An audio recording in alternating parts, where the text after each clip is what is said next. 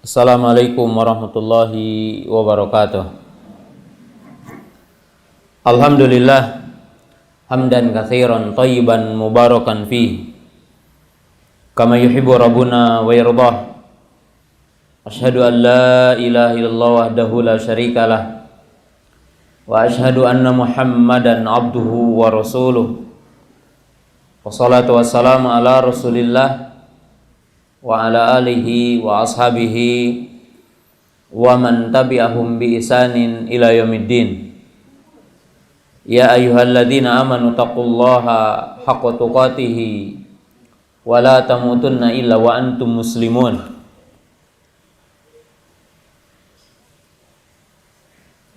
Kaum muslimah, para ibu yang dirahmati Allah Subhanahu wa taala.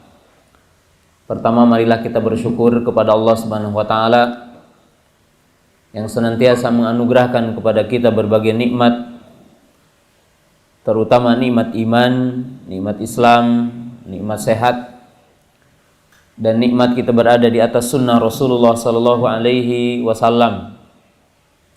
Sehingga pada kesempatan pagi yang berbahagia ini kita dapat berkumpul di majelis yang mulia ini, di tempat yang mulia ini dalam rangka kita thalabul ilmi, mudakaratul ilmi. Para ibu yang dirahmati Allah Subhanahu wa taala, pada kesempatan pagi yang berbahagia ini, judul dari panitia yang diminta untuk dibahas adalah berkaitan dengan mungkin fenomena atau hal-hal yang bisa menimpa kepada kehidupan kita dalam berumah tangga. Ya, dalam bahasan yang intinya, jika suami, itu bahasan untuk ibu-ibu ya. Untuk bapak-bapak mungkin bisa dibalik ya. Jika suami bersembarangan dengan istri gitu. Jadi jika suami berseberangan dari sisi akidah, pemahaman, atau bahkan mungkin agama dan akhlak dengan sang istri. Mungkin bahasannya adalah berkaitan dengan apa semestinya dan bagaimana menghadapi hal-hal semacam ini. Para ibu yang dirahmati Allah Ta'ala, para akhwat, para ummahat yang dirahmati Allah Subhanahu wa taala, dan demikian juga sebenarnya di sini hadir para ikhwan, dan ini juga bisa dibalik sebenarnya. Jadi bagaimana jika istri berseberangan dengan suami gitu. Nah, perlu kita bahas 3 sisi di sini. Artinya ada 3 bahasan pokok untuk membahas poin-poin ini. Yang pertama, Allah Subhanahu wa taala telah memberikan satu gambaran dalam Quran tentang hakikat suami istri. Jadi berkumpulnya suami dengan istri atau laki-laki dengan perempuan, istri dengan suami. Dan untuk para ibu, Allah Ta'ala telah menggambarkannya dalam Quran, dalam surah At-Tahrim, bahwa seorang wanita ada 3 kelompok. Jadi seorang wanita ada 3 kelompok, ada 3 jenis yang diberikan perumpamaan oleh Allah Ta'ala. Kelompok yang pertama adalah wanita-wanita yang suaminya soleh tapi dirinya tidak solehah, bahkan dia kafirah ya. Suaminya mukmin, muwahhid, dan istrinya adalah kafirah, dia seorang yang kafir. Contoh yang kedua adalah wanita yang solehah, suaminya tidak soleh, bahkan suaminya adalah kafir. Yang ketiga, Allah memberikan perumpamaan wanita yang tidak bersuami. Jadi Allah Ta'ala membuat perumpamaan lengkap para ibu dalam Quran. Oleh sebab itu, siapa yang ingin mendapatkan jawaban dalam setiap masalah hidup, maka dia harus menelaah Al-Quran. Karena Al-Quran ini memberikan jawaban yang tuntas. Jadi memberikan jawaban yang tuntas, memberikan jawaban yang lengkap, ya, itu Al-Quran. Bisa dilihat dalam surah yang ke-17 ayat 9, Allah berfirman, "Inna hadzal Qur'ana yahdi lillati hiya aqwam." Sesungguhnya Quran ini menunjukkan kepada jalan yang lurus. Artinya Quran ini lengkap, ya, kalau menjawab, kalau menjelaskan, kalau memberikan solusi, Quran ini lengkap. Ya. Dan dalam Quran Allah Subhanahu wa taala memberikan satu penjelasannya bagi khusus kaum ummahat ataupun bani dari kaum Hawa. Lihat di sini Allah berfirman, "Daraballahu mathalan lilladzina kafaru imra'ata Nuhin wa imra'ata Lut.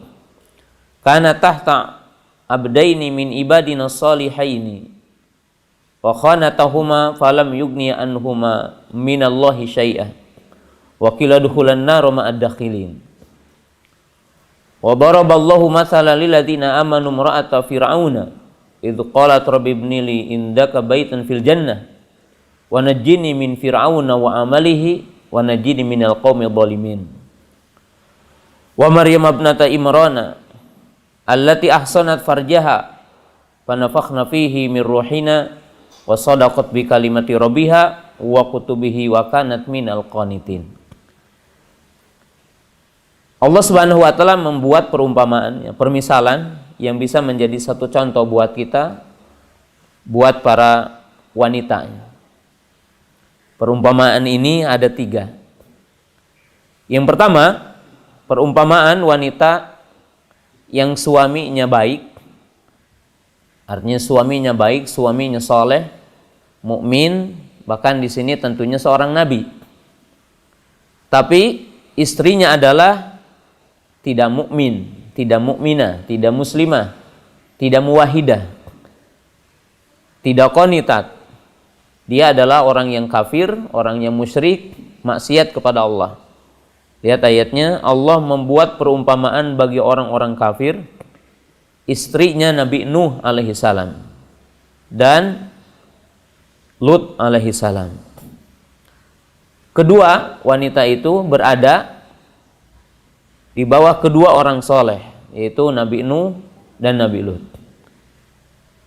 Keduanya adalah kufur kepada Allah, mengkhianati suaminya dan kufur kepada Allah Ta'ala. Maka kesolehan suaminya itu tidak bisa menjamin selamatnya istrinya dari neraka dan tidak selamat dari murka Allah Ta'ala. Ya. Ini diumpamakan. Jadi di sini suaminya soleh, tapi istrinya tidak solehah. Suaminya mukmin, istrinya tidak mukminah. Suaminya muti'un, istrinya adalah tidak muti'ah.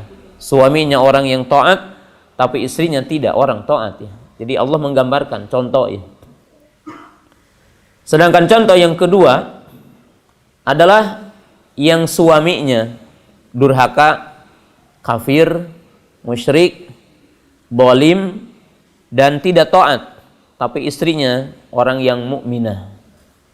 Artinya dia beriman kepada Allah, dia mentauhidkan Allah, dia taat kepada perintah-perintah Allah Ta'ala.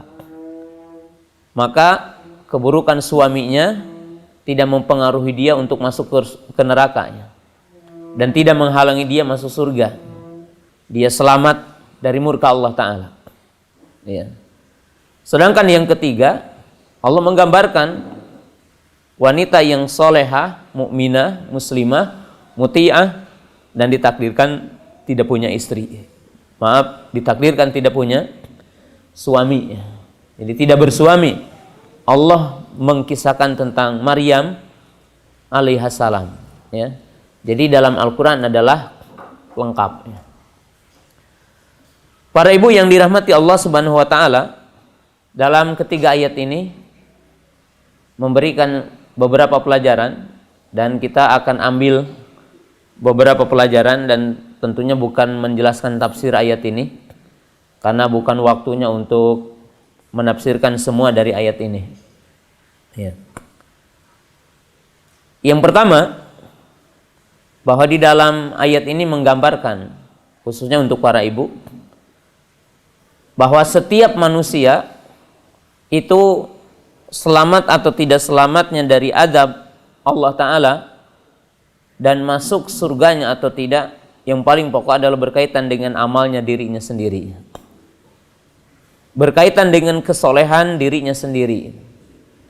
Jadi dalam ayat ini Allah menggambarkan bahwa orang selamat dari azab neraka dan orang itu akan masuk surga adalah berkaitan dengan keimanannya sendiri, berkaitan dengan kesolehannya sendiri, berkaitan dengan amal solehnya, tidak berkaitan dengan amal yang lain.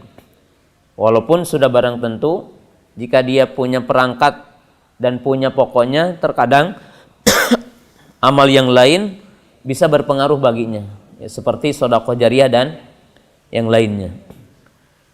Tapi dalam ayat ini menunjukkan bahwa setiap mukmin, setiap manusia, setiap hamba Allah Ta'ala, dia akan mempertanggungjawabkan dirinya di hadapan Allah, dirinya sendiri. Maka di dalam ayat ini Allah menggambarkan bahwa ditakdirkan di sini seorang wanita yang suaminya seorang nabi, seorang wanita yang suaminya seorang rasul, keduanya tidak bisa menjamin untuk selamatnya dari azab neraka karena istrinya adalah durhaka kepada Allah Ta'ala. Maka di sini juga bisa menjadi gambaran bahwa tidak ada jaminan seorang wanita istrinya seorang kiai, atau seorang wanita suaminya seorang ustadz, ya, seorang yang soleh bisa menjamin dirinya berada dalam kebaikan, karena dia juga harus mempertanggungjawabkan kebaikannya, ya. Dan ini adalah gambaran, ya. Itu adalah poin yang pertama. Jadi ini adalah poin yang pertama. Yang kedua, dalam ayat dan ketiga ayat ini menggambarkan, para ibu yang dirahmati Allah Ta'ala, ini kaidah umum dulu yang diambil dalam apa yang semestinya bagi kita ketika terjadi perbedaan dengan suami. Nah, di dalam ayat ini pun menjelaskan bahwa seorang hamba yang bertakwa kepada Allah, beriman kepada Allah, mentauhidkan Allah Ta'ala, maka tidak akan memudaratkan kepada dia orang-orang yang menyelisihinya. Jadi orang-orang yang betul-betul beriman, bertauhid, dan dia paham kepada agamanya, faqih kepada agamanya, maka tidak akan ada yang bisa memudaratkan dia. Ya, artinya orang-orang yang di sekitarnya menyimpang, orang-orang yang di sekitarnya adalah melakukan keburukan, jika orang itu adalah komitmen dan teguh dan istiqomah, maka tidak bisa memudaratkan kepadanya orang-orang yang menyelisihinya, ya, karena dia tegar dan teguh, ya. Sebagaimana juga digambarkan dalam sebuah hadis, ya, yang populer, ya, hadis Thaifah Mansurah, ya, bahwa baginda Nabi SAW mengatakan, la tazalu ta'ifatum min ummati dhahirina 'alal haq la yadhurru man khadalahum wala man khalafahum hatta ya'ti amrullah. Nabi SAW mengatakan, ya, dalam hadis ini, senantiasa akan ada di antara umatku ini dhahirina 'alal haq. Artinya mereka tetap tegar, teguh, tegas, istiqomah dalam hak. Artinya tidak bergeser kepada penyimpangan, tidak condong kepada maksiat, ya, tidak condong kepada syirik, tidak condong kepada zalim. Dia tetap adil, dia tetap bertauhid, dia tetap taat kepada Allah Subhanahu wa taala. Ya. La yadurruhum man khadalahum, tidak memudaratkan mereka, ya, orang-orang yang menghinakan mereka. Wala man khalafahum, demikian juga yang menyelisihi mereka. Nah, siapa ini? Adalah Thaifah al-Mansurah, adalah orang-orang yang mereka mendapatkan pertolongan Allah.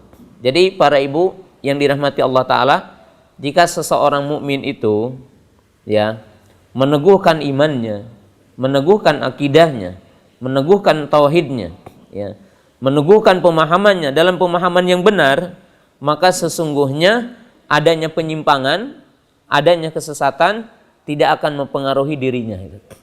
Dan ini sebagaimana digambarkan di sini, salah satu contoh adalah istri Fir'aun laknatullah. Jadi istri Fir'aun laknatullah itu Aisyah, ya. Allah Ta'ala menggambarkan sosok seorang wanita yang punya ketegaran, yang punya kesabaran, yang punya keteguhan, walaupun suaminya adalah orang yang paling durhaka di dunia. Ya, itu gambaran. Jadi ini adalah kaidah yang kedua. Kaidah yang ketiga, bahwa Allah Subhanahu wa taala pun, jadi dalam ayat ini memberikan satu gambaran, ya, tentang wanita yang tidak punya suami. Ya. Jadi wanita yang tidak punya suami. Kalau tadi ya suaminya soleh, dia tidak soleha. Kalau yang kedua adalah seorang wanita yang soleha, suaminya tidak soleh. Nah, yang ketiga ini menekankan tadi bahwa seorang itu adalah bertanggung jawab dengan dirinya.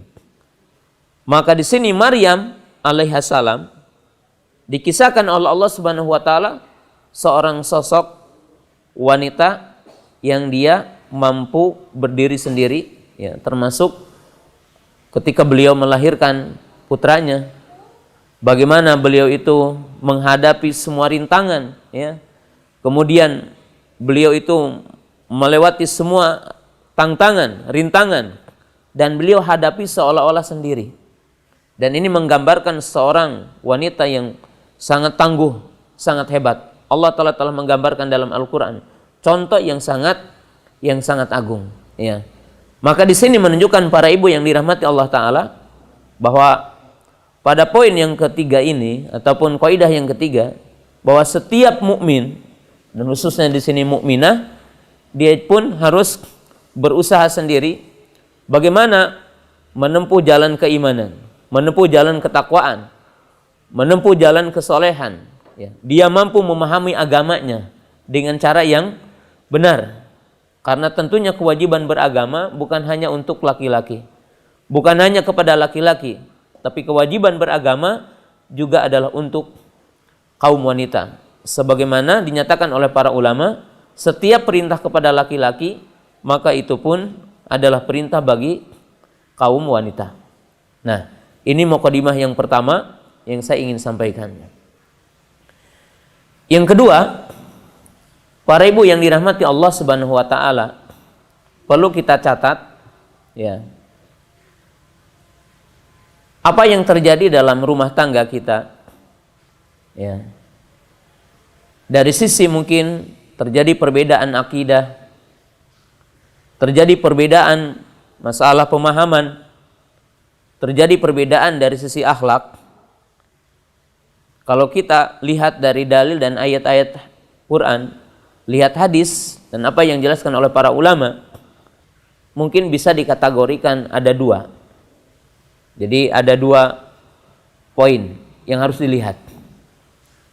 Yang pertama, disebabkan mungkin baik laki-laki atau perempuan, baik seorang suami ataupun seorang istri, itu keliru dari sejak awal dia nikah. Jadi apa yang didapatkan oleh para ibu hari ini, kok suami saya seperti ini, kok suami saya kok sulit sholat umpamanya, kok suami saya ini sering melakukan maksiat, ya. Maka di sini kita lihat ada dua. Yang pertama, disebabkan memang sejak awal tidak melakukan langkah-langkah yang benar untuk sampainya ke arah yang dinamakan rumah tangga yang mawaddah warahmah. Rumah tangga yang di situ adalah sakinah. Seperti apa? Kelirunya dalam memandang bagaimana kita itu orang yang akan jadi teman. Ya, semacam seorang wanita hanya semata-mata melihat harta dari keturunan suaminya, atau hanya melihat kegantengannya, atau hanya melihat nasabnya. Maka oleh sebab itu para ibu yang dirahmati Allah Subhanahu wa taala, jadi para ibu ini mungkin ada dua kelompok.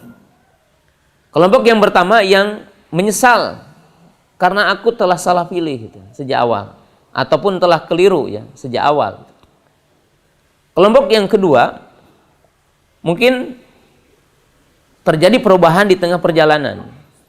Awalnya sama-sama ngaji gitu ya, awalnya sama-sama taklim, dan sejak awal mungkin telah melihat dari kedua belah pihak, ya, calon istri kelihatannya solehah, jaga sholat 5 waktu, menutup aurat, keturunannya juga baik gitu. Demikian juga mungkin para ibu dulu dari sisi langkah-langkah udah benar, menempuh jalan syariat, memilih calon suami yang baik, keturunannya baik, tapi di tengah perjalanan terjadi sesuatu yang bertentangan dengan kita hari ini. Nah, maka para ibu yang dirahmati Allah Subhanahu wa taala, ini pun perlu kita pahami terlebih dahulu, bahwa terkadang apa yang kita rasakan hari ini adalah buah dari kesalahan kita awal. Ya, jadi buah dari kesalahan kita awal. Maka ada pepatah, ini juga bagi para ibu yang untuk mendidik anak.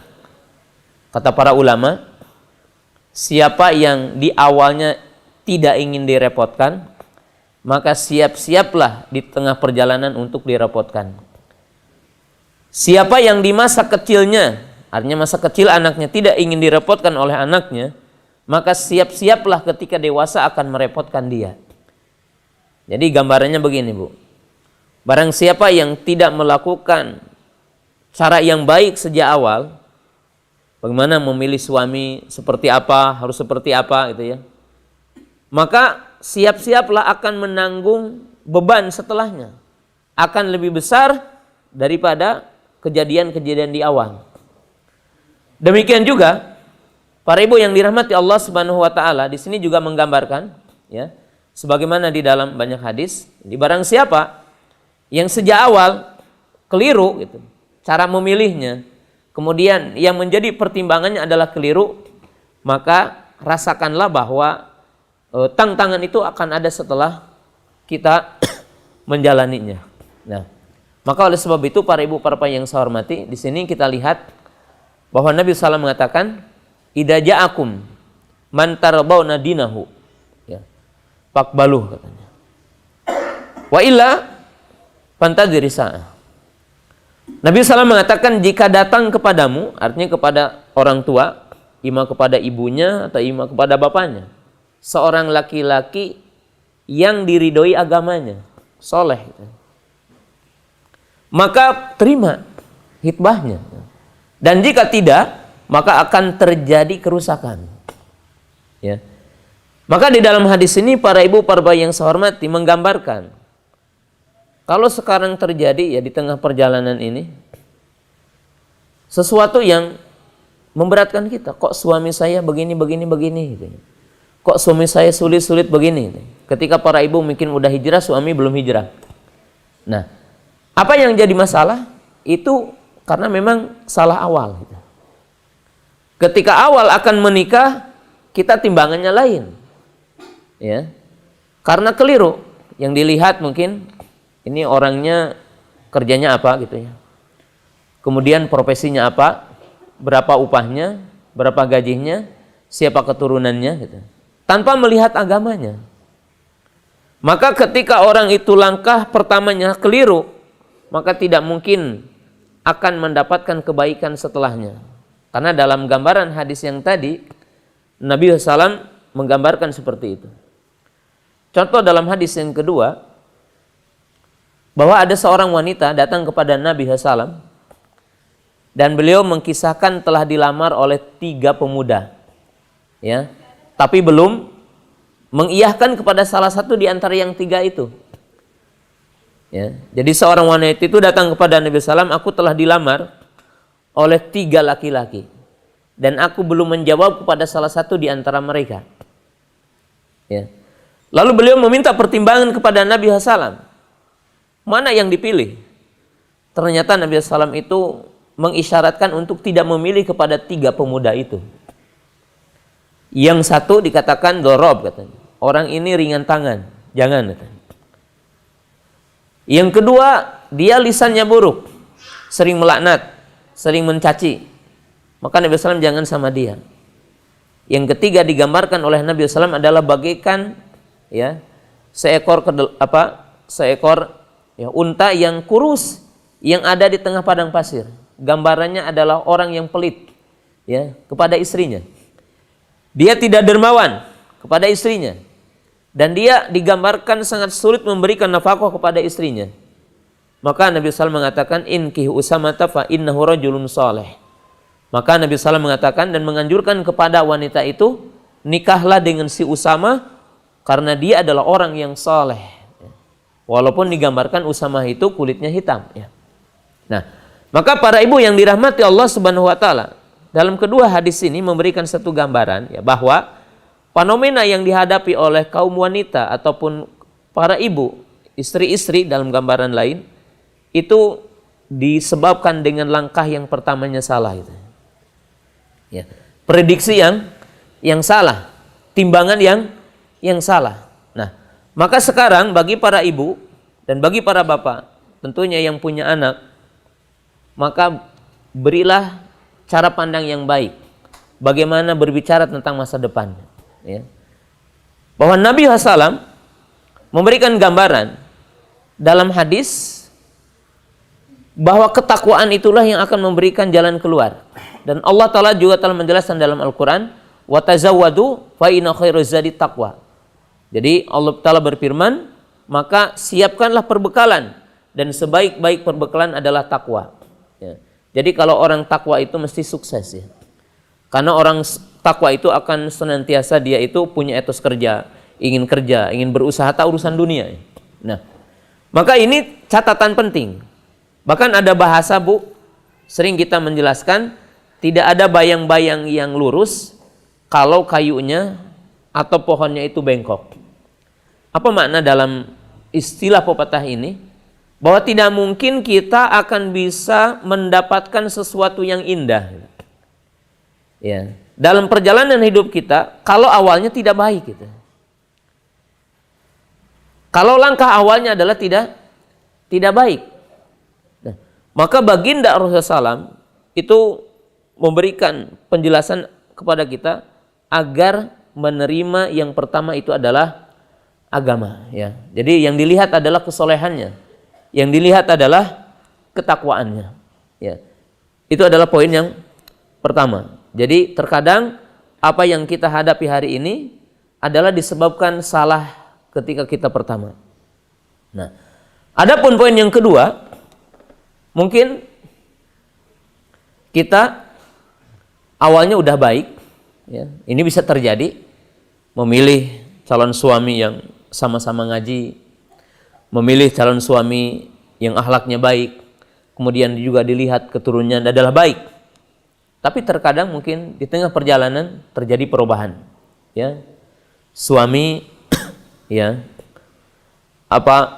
mungkin bergeser akidahnya, atau mungkin akhlaknya, atau mungkin semakin dia kendor dari sisi beribadah kepada Allah Subhanahu wa taala, ya. Menjadikan dia adalah orang yang malas, ya. Tadinya sering ngaji, ya, sekarang dia jarang ngaji. Dulu sering sholat berjamaah, sekarang tidak sholat berjamaah. Dulu sering infak, sekarang tidak infak, ya. Bahkan mungkin sekarang dulunya tidak senang musik, sekarang jadi senang musik gitu. Dulunya mungkin jarang pergi-pergi, sekarang sering pergi-pergi, ya, senangnya umpamanya mancing dan sebagainya. Nah, para ibu, para bapak yang saya hormati, ini bisa kebalikannya. Artinya adalah untuk laki-laki juga bisa kejadian adalah untuk perempuan. Artinya adalah itu bisa sesuatu yang terjadi, ya, di antara kita, di antara suami dengan istri. Hal-hal itu adalah akan terjadi. Nah, maka di sini saya ingin menjelaskan poin-poin penting, ya, yang wajib dipahami bersama di sini, ya. Artinya bagaimana metodenya dan bagaimana jalan keluarnya.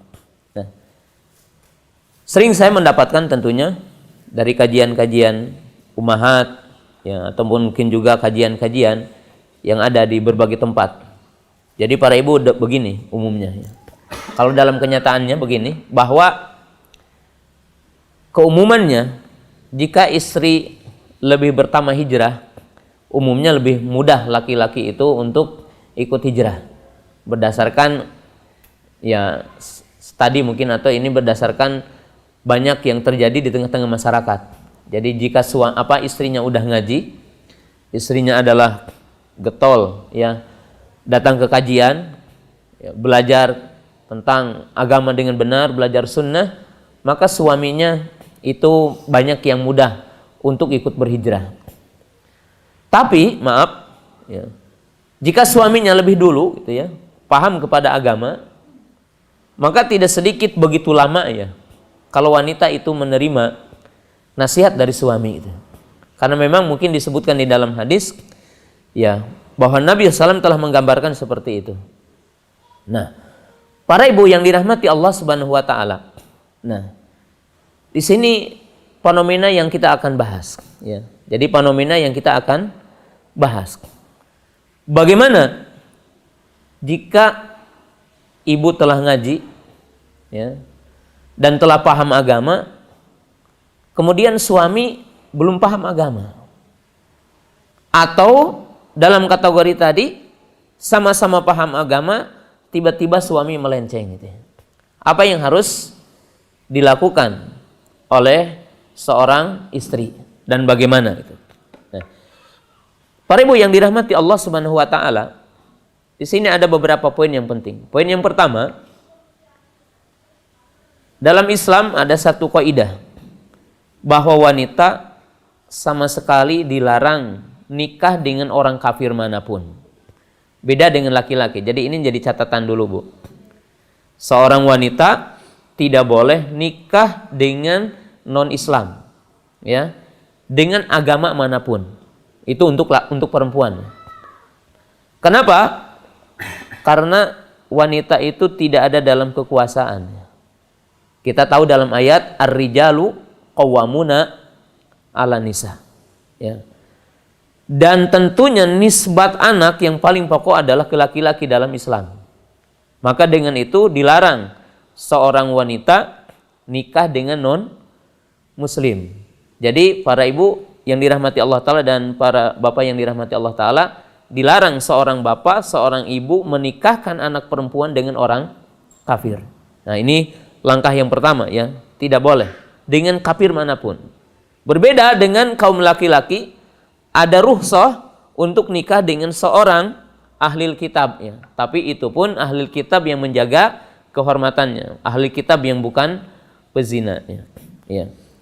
Nah, berarti di sini para ibu yang dirahmati Allah Subhanahu wa taala, pemainannya apa nih?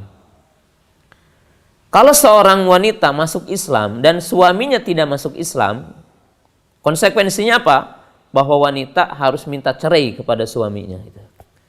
Jadi di sini mungkin tingkatan-tingkatan yang harus dipahami oleh kaum wanita. Ya. Jadi kalau seorang wanita masuk Islam dan suaminya tidak masuk Islam, maka dikala itu juga pasah. Artinya apa? Langsung jatuh. Artinya pisah antara istri dengan suaminya. Jadi tidak boleh kalau suaminya masih kafir, dia tetap menikah. Artinya dia harus memisahkan diri dari suaminya. Karena tidak boleh wanita yang mukminah, muslimah berada dalam penguasaan orang kafir. Ya. Jadi tidak boleh suaminya itu tetap menjadi suami ya, apabila istrinya telah masuk Islam. Jadi kalau ini ekstrim itu yang pertama itu. Jadi kalau yang pertama adalah ekstrim itu ya. Ini kaidah pertama. Yang kedua, mungkin terjadi pertanyaan, bagaimana kalau suami saya tidak sholat itu? Ya, sedangkan saya ini udah ngaji, udah paham, ya. Maka ibu yang dirahmati Allah Subhanahu wa taala, di sini ada dua jawaban kalau untuk tidak sholat. Jika kita berpendapat bahwa yang meninggalkan sholat itu adalah kafir, dan ini pendapat jumhur ulama, maka sang istri harus minta cerai kepada suami yang tidak sholat. Ya, hal ini sebagaimana juga fatwa Syekh Muhammad Shalih Utsaimin rahimahullahu taala.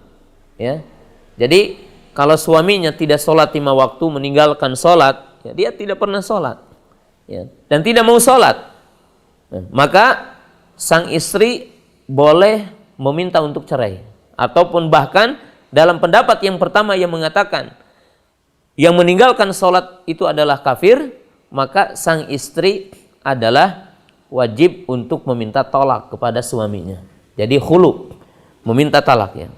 Ya karena di Indonesia mungkin ya negara yang tidak berhukum dengan syariat Islam, beda dengan kalau negara Islam berarti dia bisa pasrah sendiri gitu ya.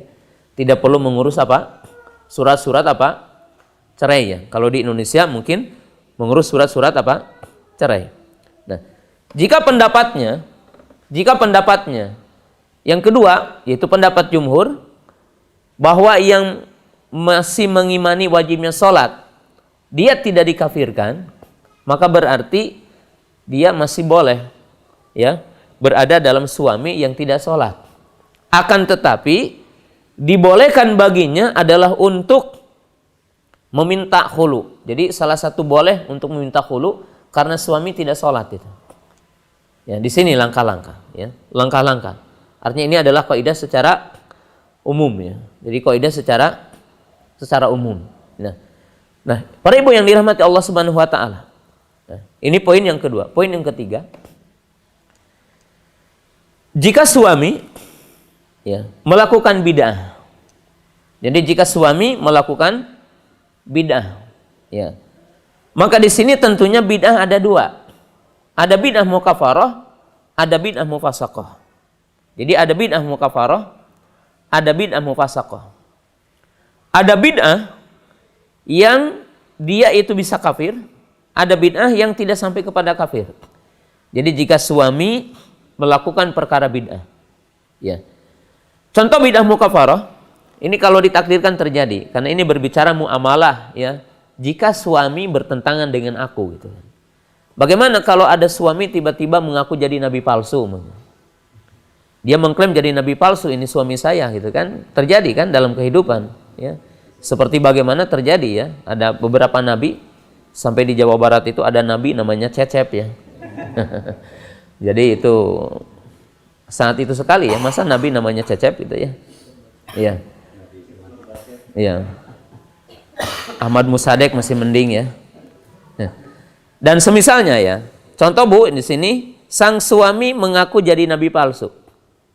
Nah, maka dengan sebab itu dia kafir. Ya, dengan sebab dia mengaku jadi nabi palsu, maka dia adalah kafir. Maka berarti fasah pernikahannya.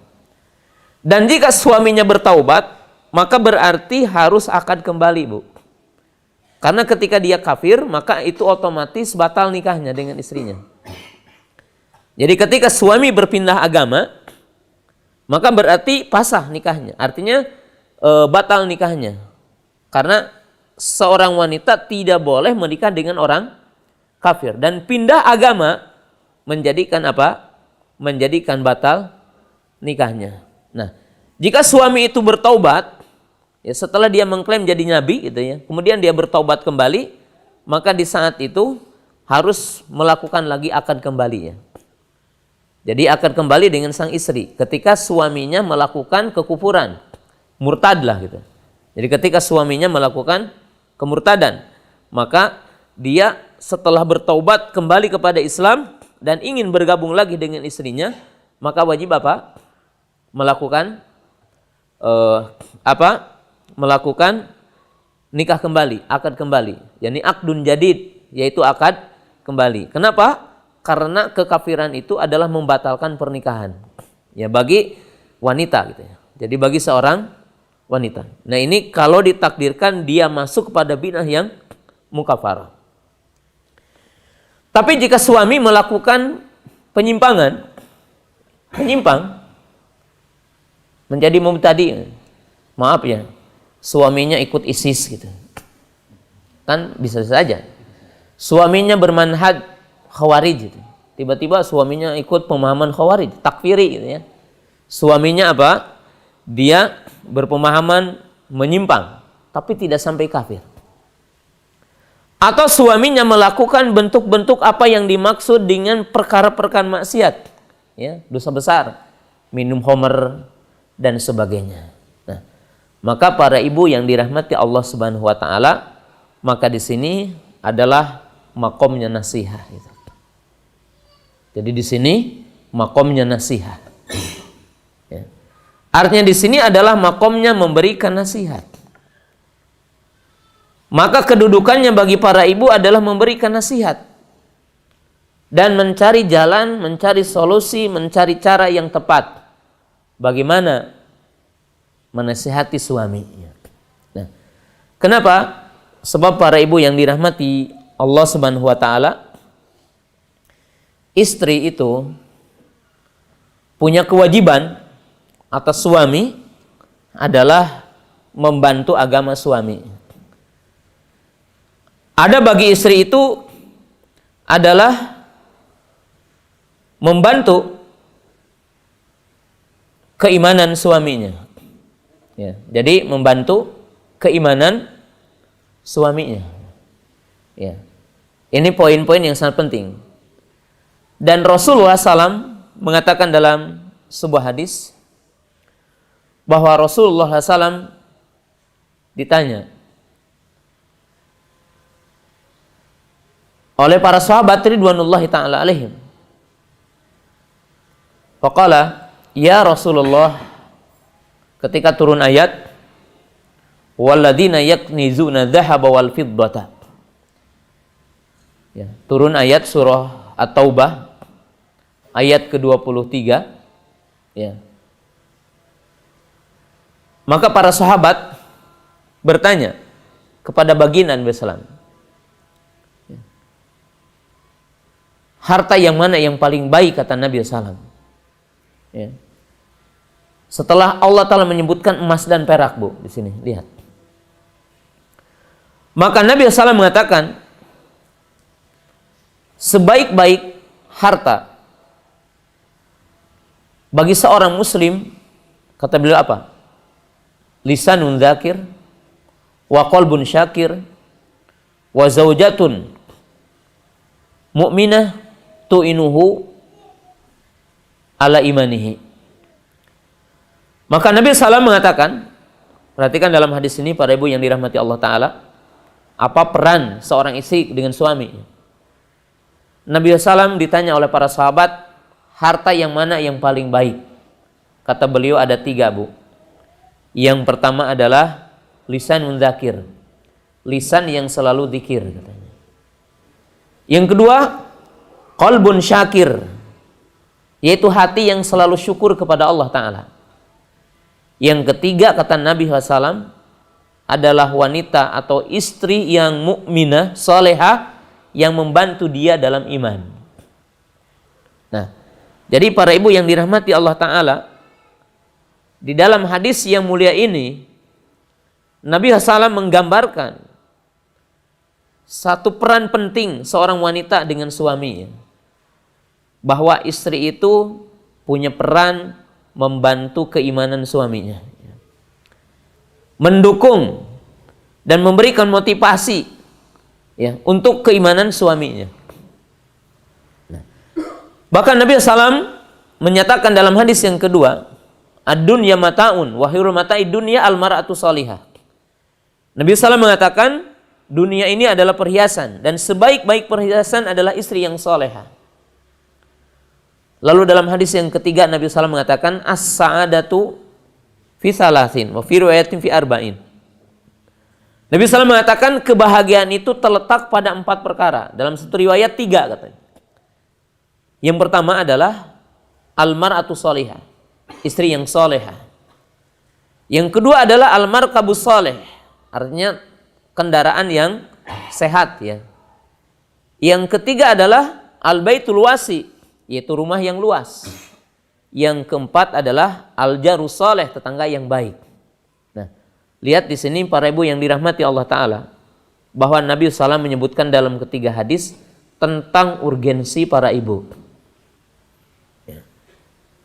Di mana di sini disebutkan oleh Nabi SAW, ya, wanita itu adalah pembantu iman suaminya, ya, dan yang akan menguatkan iman suaminya.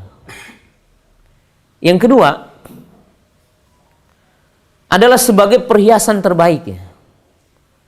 Bahkan kata para ulama, saya sering menyampaikan, kalau ada anak muda, dia punya jabatan dan dia punya kekayaan, maka dikatakan oleh para ulama, sekaya apapun dan sehebat apapun laki-laki yang dia belum menikah, maka dia berada di jurang api neraka. Ya. Artinya apa? Bahwa laki-laki yang tidak menikah, yang tidak punya istri, lebih dekat kepada pintu api neraka. Menunjukkan bahwa di sini para ibu punya peran yang sangat hebat. Kemudian yang ketiga, Nabi SAW menggambarkan apa? Menggambarkan bahwa wanita itu sumber kebahagiaan. Ya. Artinya di sini menunjukkan seseorang punya harta banyak, melimpah luah. Seseorang punya jabatan yang tinggi. Kemudian dia juga punya istri yang cantik. Tapi tidak soleha, tidak akan bahagia. Ya. Rumah yang mewah, harta yang banyak akan menjadi sumpek bagi dia ketika dia tidak punya istri yang soleha. Tapi Nabi SAW menggambarkan bahwa istri yang soleha adalah sumber kebahagiaan. Sebagaimana dicantum dalam hadis ini. Maka para ibu yang dirahmati Allah Subhanahu wa taala, di dalam hadis ini dan dalam sejumlah hadis ini, Nabi SAW menyebutkan peran penting yang sangat berharga bagi kaum wanita ya, dalam kehidupan berumah tangga. Nah, cuma timbul pertanyaan sekarang setelah kita tahu poin ini, urgensi seorang wanita bersama suami. Nah, ada hal-hal yang diisyaratkan di dalam hadis Nabi SAW. Timbul pertanyaan, umpamanya seorang istri berkata, ibu berkata, kenapa sih suami saya kok jadi begini ya? Gitu. Jarang di rumah umpamanya. Bahkan mungkin ada yang selingkuh gitu ya. Bukan ta'adud, maaf ya. Dia melakukan selingkuh. Cari istri yang lain. Atau perempuan yang lain. Nah, ternyata para ibu yang dirahmati Allah Subhanahu wa ta'ala, Nabi SAW memberikan gambaran di situ. Bahwa poin yang pertama dan utama, selain perangkat yang tadi disebutkan bahwa istri adalah berperan sebagai pokok penting dalam berumah tangga. Dia sebagai pembantu suaminya dalam iman. Dia adalah sebagai peran penting dalam keimanan suaminya. Maka lihat Bu, dalam hadis ini, ketika Nabi SAW ditanya oleh para sahabat, qala ya Rasulullah, ayyun nisa'i khair? Qala allati tasurruhu idza nabar wa tuti'uhu idza amar. Ya. Wa la tukhalifuhu bima yakrahu fi nafsiha wa malihi. Yani fi nafsiha wa malihi. Nabi SAW ditanya, nih perhatikan para ibu. Wanita yang mana yang paling baik? Faqala Nabi SAW, yang menyenangkan bagi suaminya ketika dilihat. Yang mentaati suaminya ketika diperintah. Dan tidak menyelisihi suaminya. Yang membuat suaminya itu benci. Baik dalam dirinya ataupun dalam hartanya. Nah, maka hadis ini Bu memberikan satu jawaban ya. Jika ibu mendapatkan satu problematika dalam rumah tangga. Contoh, kenapa sih suami saya cari yang lain? Umpamanya maaf ya. Ini kan bisa terjadi. Maka yang pertama harus introspeksi kepada diri sendiri dulu ya. Bukan saya membela laki-laki, bukannya. Karena ini kan berbicara tentang fenomena istri. Ya.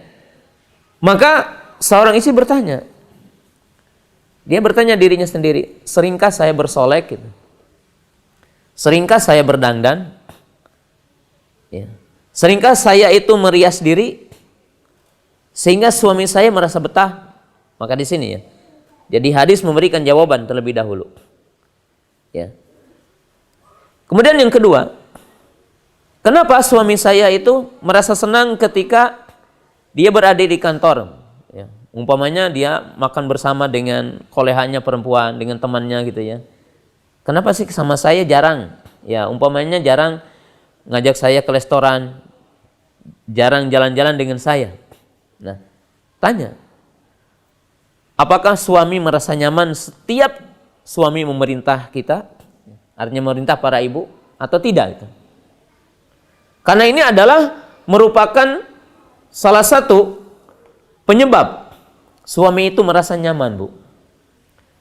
Karena disinilah suami itu merasa tumanina ketika dia bersama istrinya. Jadi ketika bersama istrinya. Karena ini adalah hal yang diperintahkan di dalam syariat. Ya, di dalam syariat. Yang ketiga, Nabi SAW mengatakan bahwa di situ apa problematikanya? Bahwa baginda Nabi SAW mengatakan yang dikatakan wanita terbaik dan akan senantiasa menjadi pilihan suami dan akan menjadi satu kenikmatan suami, kebahagiaan adalah istri yang tidak menyelisihi sesuatu yang dibenci oleh suaminya.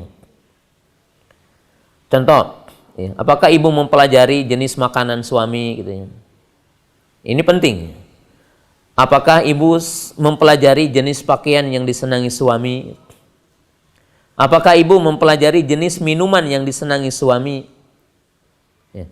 Apakah ibu mempelajari jenis bahasa yang sering digunakan suami? Maka ini adalah sangat penting. Karena Nabi SAW menggambarkan seperti itu. Ya. Jadi menggambarkan seperti itu. Nah, terkadang fenomena yang terjadi dalam kehidupan berumah tangga, di mana melihat sesuatu yang tidak menyenangkan pada pihak suami, maka yang pertama, sang istri harus melihat sesuatu yang ada dalam dirinya. Ya. Nah, perhatikan Bu, di sini bukan saya setuju dengan suami yang keliru, bukan. Tapi di sini adalah fenomenanya adalah bagaimana cara kita mengobati itu. Ya. Jadi ini adalah langkah yang pertama. Jadi ini ada intervensi karena hadis menggambarkan seperti itu. Nah, yang kedua, bahwa Nabi SAW menggambarkan dalam dua hadis. Ya. Jadi dalam dua hadis. Hadis yang pertama, Nabi SAW mengatakan, tazawwadu al-wadul al-wadud. Nabi SAW mengatakan, nikahilah perempuan al-walud, yaitu yang banyak anak. Gitu ya. Kemudian al-wadud, yaitu apa? Lemah lembut. Ya. Kata-katanya lembut, kata-katanya penuh kasih sayang. Ya. Kemudian yang kedua, Nabi SAW pernah ditanya oleh para sahabat, pertanyaannya sama dengan tadi. Qala ya Rasulullah, ayyun nisa'i khair. Maka Nabi SAW menjawab, wanita yang mana yang paling baik? Faqala Nabi SAW, nisa'u Quraisy. Para wanita Quraisy katanya. Kenapa katanya? Lihat di sini, rukubul khail wa ahna'uhu ya ala auladiha fi sigorihi. Ya. Nabi SAW ketika ditanya wanita yang mana yang paling baik, maka Nabi SAW mengatakan wanita Quraisy. Kenapa katanya wanita Quraisy? Wanita Quraisy itu punya kelebihan. Yang pertama, rukubul khail. Jadi mereka itu pandai menunggang kuda. Yang kedua apa? Ahna'uhu bi auladiha fi sigorihi. Dia itu wanita-wanita yang mampu mendidik. Ya. Mampu mengarahkan dan memiliki lemah lembut dalam mendidik anaknya. Ketika anaknya masih kecil. Nah, para ibu yang dirahmati Allah Subhanahu wa taala, di dalam hadis yang mulia ini memberikan isyarat bahwa segala sesuatu yang terjadi dalam rumah tangga itu berkaitan dengan poin ini. Bahwa seorang wanita dia pun harus punya keahlian. Ya. Karena keahlian inilah yang akan memikat suami. Contohnya apa? Ya, ahli dalam merias rumah. Ahli dalam memasak, ahli dalam manajemen rumah. Ya. Kenapa? Karena telah disebutkan dalam hadis yang lain bahwa wanita itu adalah pemimpin di rumahnya. Dan istri itu adalah pemilik harta suaminya ketika suaminya adalah pergi, pemegang amanah. Nah, maka dalam sejumlah hadis ini Nabi SAW mengisyaratkan wanita yang akan menyenangkan suami dan sedikit problematika dalam rumah tangganya adalah istri-istri yang mampu dia itu memanage rumahnya. Jadi artinya ketika suami pulang dari kerjaan, pulang dari semua kesibukannya, merasa nyaman ketika dia masuk dari pintunya, melihat bagaimana ya mungkin kondisi tempat tidurnya, kondisi tempat tamunya, kemudian tempat dapurnya, dia menjadi nyaman. Karena memang digambarkan seperti itu dalam hadis tadi. Kemudian yang kedua, bahwa seorang istri itu punya kemampuan bagaimana menata bahasa. Karena disebutkan al-wadud. Al-wadud itu bukan dalam arti hanya dia itu lemah lembut, tapi di sini seorang istri itu adalah mampu menata kalimat-kalimat untuk suaminya, mampu berbahasa dengan bahasa yang baik, mampu menegur dan menyapa suaminya dengan baik, dan mampu membuat ketenangan kepada suaminya. Nah, lihat para ibu yang dirahmati Allah Subhanahu wa taala, ya, perlu bagi para ibu untuk melihat hadis nomor 3 ya dalam Sahih Bukhari, ya, atau hadis nomor 2 dalam Sahih Bukhari dalam kitab Badil Wahyi, yaitu awal tentang turunnya wahyu, Bu. Nah, ketika Nabi SAW pulang dari Gua Hira, ma'ruf hadis tentang awal turunnya wahyu, maka Nabi SAW dalam keadaan ketakutan ketika datang Jibril yang pertama kali, Bu. Maka disebutkan Nabi SAW itu sampai meminta kepada Khadijah radhiyallahu anha, "Jammiluni, zammiluni, zammiluni." Selimutilah aku, katanya. Maka Khadijah radhiyallahu anha mengambil ya selimut dan menyelimutinya. Lalu Khadijah bertanya, apa yang telah terjadi? Maka Nabi SAW mengatakan ya bahwa telah datang seseorang yang memelukku, lalu diceritakan bahwasanya itu adalah Jibril alaihi salam. Lalu Nabi SAW berkata di saat itu, kekhawatirannya, apa kata beliau? Aku merasa takut jika seandainya kaumku, artinya orang-orang Mekah waktu itu akan mengusirku. Maka apa kata Khadijah radhiyallahu anha? Kalla, tidak demikian wahai suamiku, kan. Beliau menenangkan baginda Nabi SAW. Beliau berkata, demi Allah, Allah tidak akan membiarkanmu, karena engkau itu orang yang baik akhlak, tidak pernah membuat dolim, menyambung silaturahmi, senantiasa membantu kepada yang tidak mampu, dan senantiasa berdiri sendiri, artinya tidak pernah meminta-minta kepada orang. Engkau itu orang baik. Maka lihatlah para ibu yang dirahmati Allah Ta'ala. Di sini apa kehadiran seorang istri. Jadi kehadiran seorang istri bersama apa suaminya. Nah, maka semua masalah yang berkaitan dengan masalah suami adalah kembali kepada kita dulu. Artinya kembali kepada para ibu dulu. Bahwa Nabi SAW memberikan terapi lebih awal. Dan Nabi SAW memberikan satu cara terlebih dahulu bagaimana wanita ya, sikapnya. Kemudian yang selanjutnya Nabi SAW memberikan satu gambaran, wanita itu harus memiliki kelembutan ya. Jadi harus mampu memiliki kelembutan ya. Dari mana? Kita lihat dalam tadi al-wadud, kemudian ahna'uhu ala auladiha fi sigorihi. Nabi SAW mengatakan wanita yang terbaik itu adalah wanita yang dia mampu mengarahkan anaknya dan dia memiliki kelembutan kepada anaknya ketika masa kecilnya. Nah, maka para ibu yang dirahmati Allah Subhanahu wa taala, dalam hadis ini memberikan satu gambaran, satu pelajaran yang sangat berharga, bahwa menghadapi suami ya, dan berhadapan dengan suami, maka yang terpenting adalah sikap lemah lembutnya. Ya. Sikap apa? Lemah lembut. Ya. Kemudian poin yang lainnya, Nabi SAW menyebutkan dalam sebuah hadis, ya, hadisnya begini, Bu.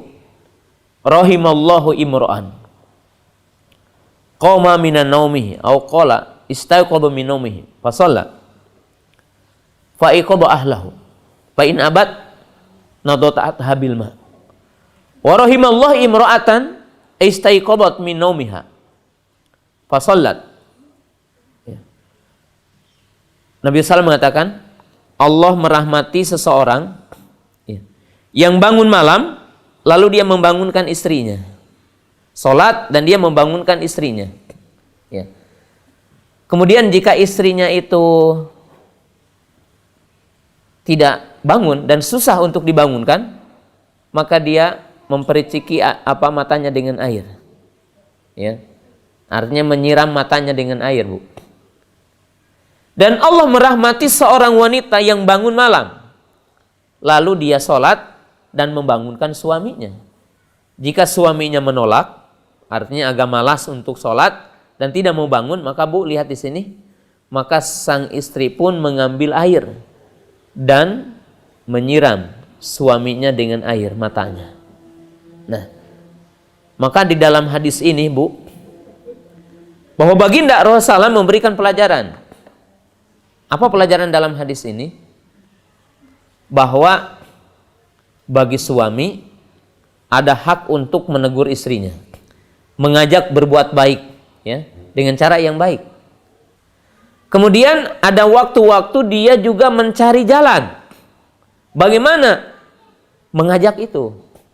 Jadi lihat di sini, Bu, ada dua tahapan. Tahapan yang pertama, membangunkan dengan cara yang baik. Ya, kalau kita mungkin dipegang badannya, bangun itu. Ternyata tidak bangun itu. Coba mencari jalan agar dia bisa bangun. Pakai apa? Pakai air matanya. Tapi bukan satu ember air tentunya. Bukan disiram dengan satu ember air, tapi perciki matanya. Apa pelajaran dalam hadis ini? Pelajaran di dalam hadis ini berarti para ibu yang dirahmati Allah Ta'ala, ya, ibu mesti punya cara itu. Bagaimana bisa menasihati suami? Bagaimana bisa menegur suami? Bagaimana bisa memperingati suami? Ada caranya. Tadi ada tahapannya.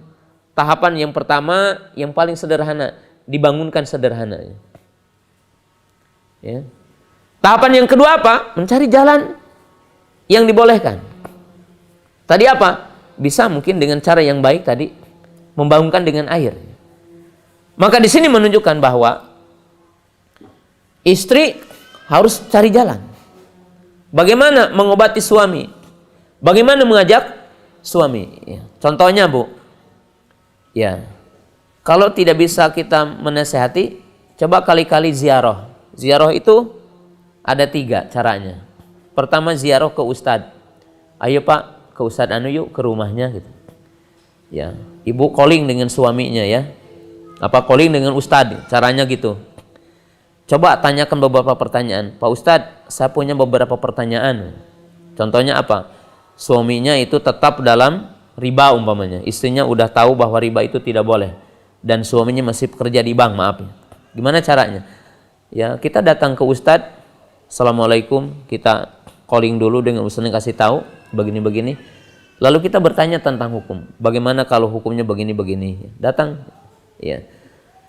Atau kita datang kepada teman kita. Ya, kita punya teman, ya. Kita bawa suami kita, ya, suami ibu bawa. Kemudian kita punya teman suami baik ya. Suaminya baik, kita datang ziarah. Coba jalan, ya, mungkin dengan rekreasi dan sebagainya. Coba di jalan seperti apa, menyapa dia seperti apa, bagaimana menjalankan sholat 5 waktu dan sebagainya. Nah, dengan seperti itu. Jadi ibu harus melakukan cara-cara yang elegan, cara-cara yang baik. Kemudian cara yang ketiga seperti apa? Ya, berziarah itu seperti apa? Ya, kita berziarah ke tempat-tempat kajian, ya. Ya, mungkin diajak, Pak. Ya. Ayolah, ya. Jangan terus kita ke tempat rekreasi. Kali-kali ayo kita ikut daurah gitu. Ya, mungkin sekarang kan ada ya daurah rumah tangga, daurah ya keluarga gitu kan. Itu coba dilakukan oleh kita. Bagaimana kita mendekati apa? Suami ya. Jadi bagaimana kita mendekati suami ya dengan berbagai cara. Tetapi perangkat-perangkatnya harus ada dalam ibu tadi. Jadi perangkat-perangkatnya harus ada dalam ibu dengan hadis-hadis yang tadi telah disebutkan. Dan yang terakhir, para ibu yang dirahmati Allah Subhanahu wa taala, ya. Yang terakhir dalam pembahasan ini, jika ibu telah melakukan langkah-langkah terbaik, ya, dalam menasihati suami, tapi suami, ya, masih tetap dalam keadaannya, ya, maka tentunya di sini ada 2 poin, Bu. Ada perkara-perkara yang merupakan penyimpangan suami, membahayakan agama ibu dan membahayakan agama anak-anak. Ada penyimpangan suami yang tidak begitu punya efek besar kepada bahaya diri dan bahaya anak. Maka di sini, Bu, perlu diperhatikan. Jika telah melakukan langkah-langkah yang baik, tapi sang suami tidak bergeming gitu ya, dari apa yang ada dalam dirinya.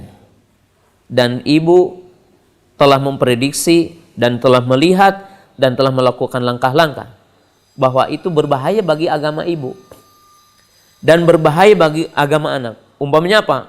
Suaminya tetap minum khamr gitu. Suaminya tetap melakukan berbagai bentuk maksiat. Maka dikala itu boleh bagi istri meminta talak kepada suaminya. Jadi mengadukan hulu kepada suaminya, ya. Ini yang dinamakan ketika orang itu takut nusyuz kepada suaminya, ya. Maka dikala ini boleh, ya.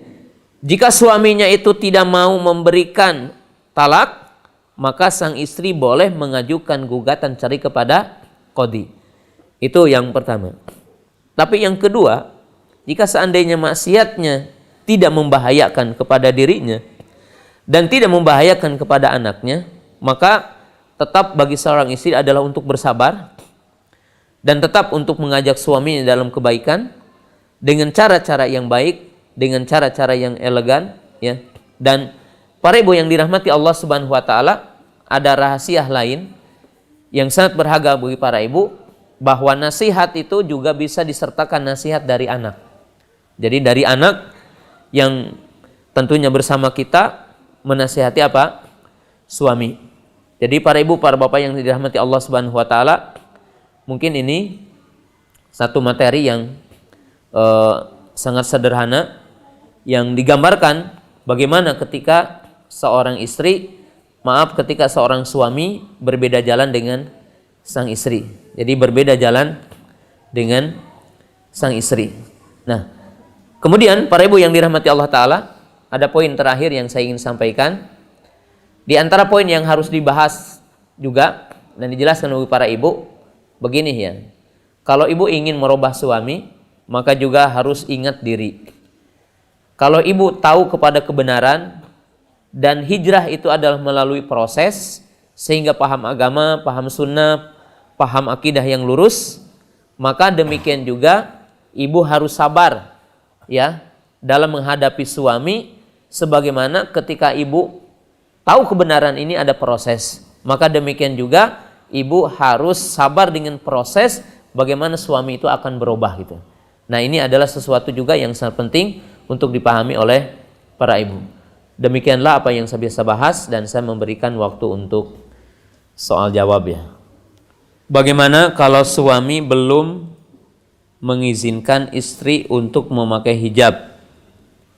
Bagaimana dan apa yang harus dilakukan oleh sang istri?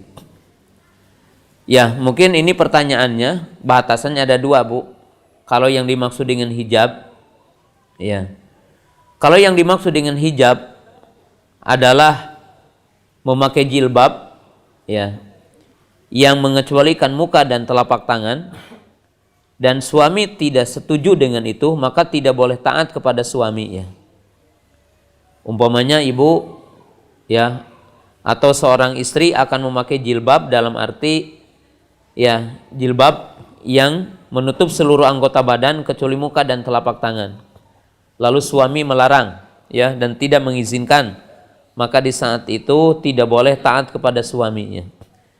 Tidak boleh taat kepada suami. Dan jika sang suami melarang terus, maka di sini sang istri dianjurkan untuk meminta cerai, ya. Jadi kalau suaminya itu memaksa untuk tidak berjilbab, maka itu tentunya apa? Tentunya tidak boleh ya. Artinya di sini ibu boleh bahkan dianjurkan untuk mengajukan talak ya, mengajukan hulu kepada sang suami. Tapi apabila yang dimaksud dengan jilbab ini dalam istilah kita sekarang bercadar, suami belum setuju dan mengizinkan bercadar, maka Allah Ta'ala alam ya, berikan pemahaman yang cukup kepada suami.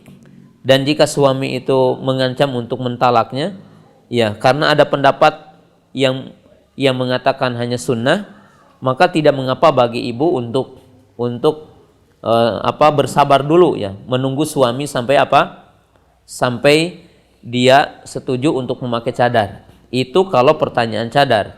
Kalau pertanyaan yang pertama, jadi ibu tidak boleh taat kepada suami, bahkan kalau suami itu memaksa untuk tetap tidak berjilbab, maka bagi ibu harus meminta cerai kepada sang suami, karena berjilbab hukumnya adalah wajib dan merupakan dosa besar bagi wanita yang tidak menutup auratnya. Jika seorang istri kepada suami melarang lebih berhati-hati dalam piutang pada orang lain karena takut tertipu, apa istri berdosa ikutan mengatur uang suami? Ibu yang dirahmati Allah Ta'ala, tentunya tidak salah jika seorang istri memberikan nasihat kepada suaminya. Bahkan itu dituntut ya, memberikan nasihat kepada suaminya. Salah satu contoh yang sangat agung adalah kisah yang sangat agung dalam Sulh Hudaybiyah. Jadi dalam kejadian perdamaian Hudaybiyah, di mana Hafsah radhiyallahu taala anha ya, itu memberikan masukan. Demikian juga apa yang dilakukan oleh Ummu Salamah radhiyallahu taala anha. Apa yang dilakukan oleh Ummu Salamah radhiyallahu taala anha dalam perdamaian Hudaybiyah. Jadi perhatikan di sini bahwa ketika Nabi SAW akan menunaikan ibadah umroh waktu itu dicekal oleh orang-orang kufar Quraisy dan berhentilah di satu tempat yang dinamakan Hudaybiyah hari ini, dan terjadilah perdamaian Hudaybiyah di situ. Kemudian sebagai bentuk pengguguran dari ibadah umrohnya, maka Nabi SAW memerintahkan para sahabat untuk menyembelih sembelihan waktu itu. Tapi tidak ada seorang pun yang menyembelih sembelihan waktu itu. Nabi SAW telah menginstruksikan supaya bertahalul. Maka Ummu Salamah memberikan masukan kepada Nabi SAW agar tidak bicara, tapi engkau langsung menyembelih. Jadi awalnya Nabi SAW itu memerintahkan para sahabat untuk menyembelih, Bu. Tapi tidak ada seorang pun yang melakukan hari itu. Maka Ummu Salamah mengajukan masukan kepada Nabi SAW, lakukan saja katanya. Maka ketika Nabi SAW melakukan, maka semua orang melakukan. Artinya semua para sahabat melakukan. Jadi di sini menunjukkan para ibu yang dirahmati Allah Ta'ala bahwa seorang istri juga berperan untuk memberikan nasihat. Ya, termasuk nasihat. Ya sekarang umpamanya kira-kira bikin rumah seperti apa gitu ya. Kemudian ya kalau akan usaha seperti apa, boleh istri memberikan masukan. Termasuk juga memberikan masukan kepada suami dalam penggunaan uang. Ya, contohnya sekarang dia dikasih tahu, ini ada orang yang pinjam.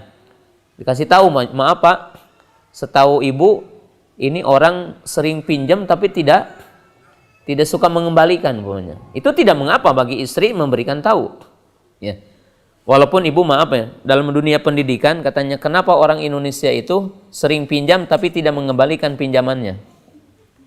Ya orang-orang Indonesia gitu ya, umumnya ya, kalau pinjam jarang mengembalikan pinjamannya. Kenapa? Itu korban guru matematika katanya.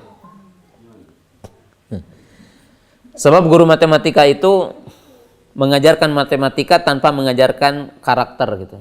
Contohnya apa? 15 kurang 9 ya. 5 pinjam ke pinggir, nggak pernah diceritakan dikembalikan kan? Sehingga sampai besar yang namanya pinjam itu tidak dikembalikan. Nah sekarang pendidikan berkarakter katanya. Makanya guru matematika mengajarkan sodaqoh. Caranya seperti apa? Kata dia, si kaya ngasih ke si miskin. Jadi anak dari sejak kecil kalau punya lebih itu ngasih gitu. Nah itu guru pintar gitu ya. Guru milenium, bukan guru zaman dulu ya. Saya nikah karena ta'aruf. Saya pilih dia karena penghasilannya. Tapi justru harta yang membuat kami cekcok terus. Contohnya tiap bulan malah habis terus. Dan suami perhitungan ke saya dan anak-anak. Apakah betul jika kita nikah karena uang, maka hal itu akan menjadi diuji terus oleh Allah? Bagaimana memperbaiki hubungan suami istri yang tidak harmonis karena merasa salah pilih pasangan? Ya. Jadi tadi saya sudah memberikan gambaran Bu, ya, bahwa kejadian yang terjadi itu ada 2 ya sebabnya. Sebab yang pertama keliru sejak awal ya. Karena yang menjadi timbangannya salah gitu. Yang kedua adalah fenomena di tengah apa? Perjalanan, ya. Kalau apa yang terjadi tadi dikatakan bahwa pertama kita bertaubat kepada Allah Subhanahu wa taala, ya, kemudian ya sama-sama untuk melakukan perubahan ya antara suami dengan istri ya. Jadi sama-sama melakukan perubahan ya. Karena perlu dijelaskan ya. Jadi perlu dijelaskan bahwa harta yang dibawa itu tidak bisa menjamin kenikmatan dalam berumah tangga. Bahkan kalau diingat kan banyak orang yang sukses itu bukan karena diberikan warisan yang banyak ya. Mungkin kalau ingin dicatat, ingin melakukan penelitian bisa dibuktikan ya. Bisa dibuktikan. Coba tanya ya, dalam dunia orang kaya itu. Berapa jumlah orang kaya yang kaya karena warisan? Orang yang sukses karena warisan itu sedikit ya. Kalau antum mau melakukan statistik gitu ya. Studi itu sangat sedikit. Umumnya adalah orang yang sukses adalah orang yang awalnya tidak bawa apa-apa. Saya mungkin cerita nggak apa-apa ya. Cerita ibu saya petani, bapak saya petani ya. Jadi ibu saya petani dan bapak saya petani.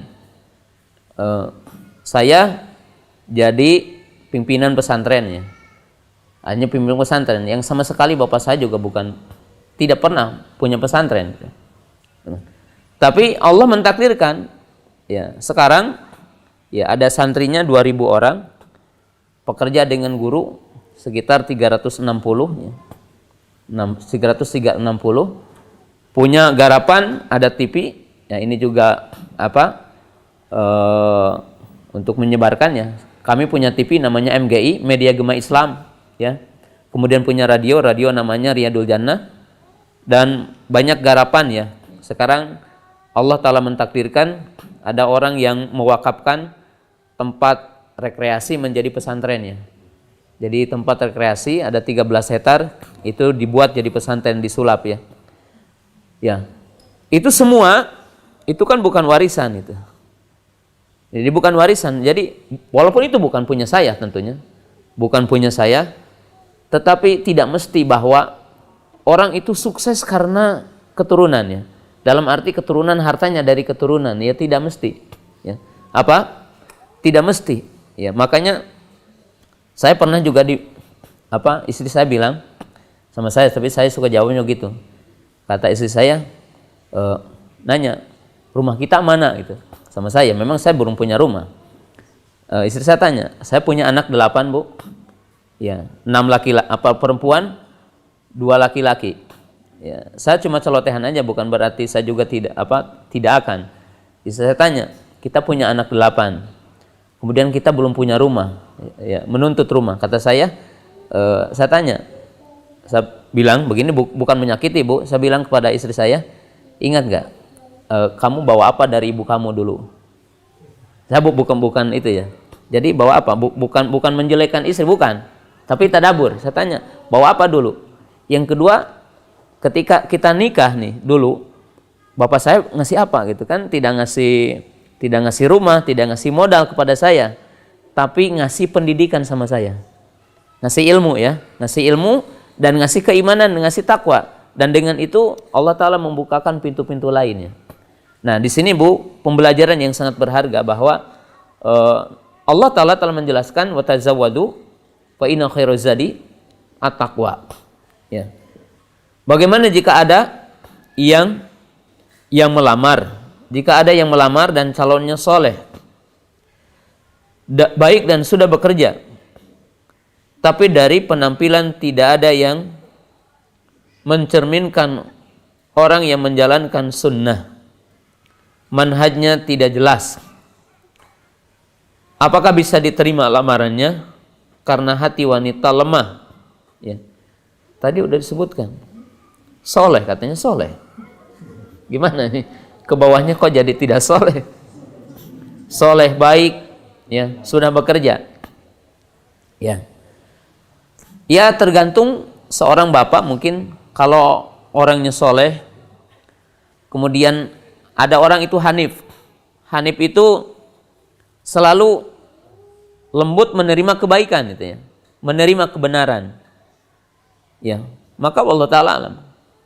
Ya, kalau saya gitu, maaf ya, dalam dunia pendidikan nih, ya, kalau saya gitu ya, ada orang melamar untuk kerja di Yaus Sunnah, maaf ya, ada orang yang ngaji, tapi kompetensinya kurang, maaf ya, dan tidak ada kualifikasinya, etos kerjanya kurang.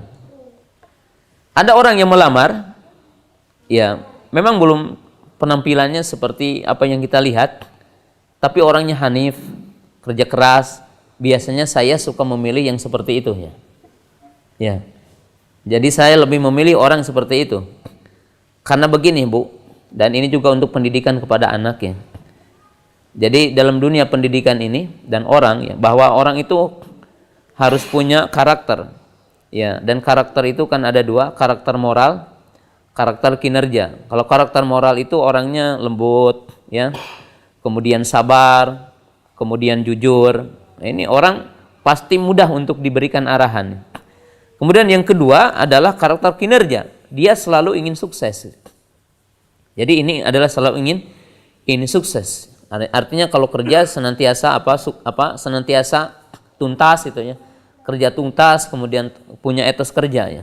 Dan ini mesti ya seperti ini. Jadi kalau saya melihat orang ya seperti itu, ini gampang dibina, gampang diluruskan itu. Maka beda ya dalam dunia mengurus pendidikan itu. Ya seperti itu.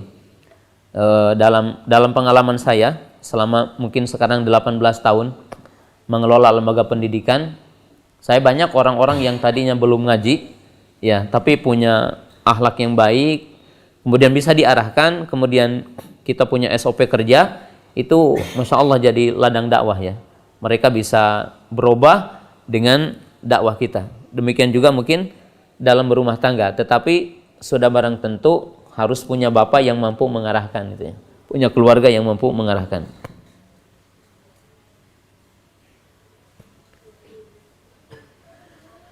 Seorang istri minta cerai ketika suami hendak poligami. Bagaimana? Bukan bapak-bapak yang nanya ini. Ibu-ibu yang nanya ya. Jika seorang istri minta cerai ketika suami hendak berpoligami. Ya. Para ibu yang dirahmati Allah Subhanahu wa taala, di sini ada 2 poin ya. Atau di sini ada 3 poin yang saya ingin jelaskan. Pertama, berdosa bagi seorang wanita yang meminta untuk menceraikan istri yang lain. Artinya berdosa dalam agamanya dan termasuk dosa besar ya. Bahkan di dalam hadis dikatakan tidak akan masuk surga seorang wanita yang meminta kepada suaminya untuk menceraikan istri yang lainnya. Ya. Jadi ini dosa besar ya. Ya, itu yang pertama. Yang kedua, kalau seseorang tidak sanggup di ta'adud ya, tidak sanggup di poligami, lalu dia minta cerai, maka itu boleh-boleh saja gitu. Dari secara apa? Secara hukum ya. Dengan mungkin banyak pertimbangan. Sisi yang pertama, jika sang istri belum sabar untuk melakukan ketaatan kepada suami ketika suami melakukan ta'adud, dia tidak sanggup dan dia merasa takut kalau dia akan berdosa kepada suaminya ketika suaminya melakukan ta'adud, maka tidak mengapa bagi dia mengundurkan diri dan meminta cerai kepada suaminya ya, ketika suaminya akan ta'adud. Jadi itu sah-sah saja, boleh-boleh saja. Hanya saja bukan kesempurnaan tentunya. Bukan apa? Bukan kesempurnaan bagi seorang wanita. Nah, yang ketiga, para ibu yang dirahmati Allah Subhanahu wa taala, satu hal yang wajib diimani oleh para ibu, tidak ada sesuatu yang disyariatkan Allah kecuali di belakangnya ada hikmah dan keagungan. Itu harus dicatat dulu ya. Jadi ta'adud itu bukan sebagai sesuatu yang memadaratkan wanita, bukan sesuatu yang akan menjadikan wanita itu terpinggirkan, tidak ya. Bahkan mungkin di sini saya ingin menyampaikan banyak manfaat ya bagi ta'adud itu. Jadi ta'adud bagi wanita ada manfaatnya. Manfaat yang pertama, sering para ibu berkata, ayo ngaji, aduh ada suami saya katanya gitu kan. Nah sekarang Bu, kalau suaminya punya istri dua, jadi punya kesempatan ketika suami di istri yang kedua, maka ibu ngaji gitu. Ya. Jadi manfaatnya besar. Banyak para ibu berkata, kenapa enggak rajin baca Quran, enggak rajin baca buku, sibuk dengan suami gitu. Nah sekarang ketika suami di istri kedua ataupun di istri ketiga, kesempatan bagi istri pertama dan kedua untuk baca buku. Ya, untuk ikut kajian, untuk ikut dan sebagainya. Ya. Kemudian yang ketiga, ya, ibu bilang, aduh, nggak bisa tidur malam gitu ya. Kenapa? Ada suami, tidak bisa sholat malam, ada suami gitu kan. Nah sekarang gampang, kalau ingin sholat malam dan mengkontinukan sholat malam, ya, mau dita'adud gitu ya. Kenapa? Karena ketika suami berada di istri yang kedua atau ketiga, ibu bisa mengoptimalkan malam itu untuk sholat tahajudnya. Itu banyak manfaat ya bagi seorang wanita ketika dita'adud oleh suaminya ya. Jadi bukan satu perkara yang akan memadaratkan ibu-ibu ya. Walaupun saya juga baru satu Bu ya.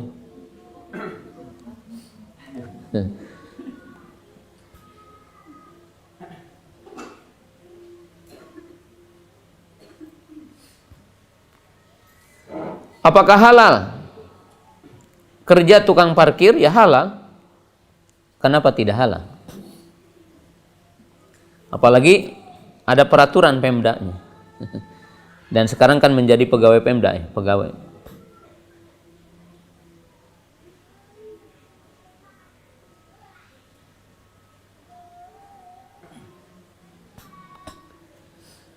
Bagaimana hukum jika seorang wanita muslimah menikah dengan non-muslim dan sekarang sudah memiliki 2 anak lelaki?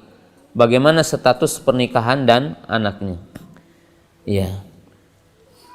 Kalau anaknya tetap ya, hanya saja ya, jika masuk Islam istrinya tadi, dia harus minta cerai kepada suaminya kalau suaminya tidak mau masuk Islam. Tapi kalau masuk Islam kedua-duanya, wallahu ta'ala alam, tidak perlu kepada akad lagi. Jadi kalau masuk Islam kedua-duanya dan masuk Islam, maka wallahu alam tidak perlu kepada akad lagi.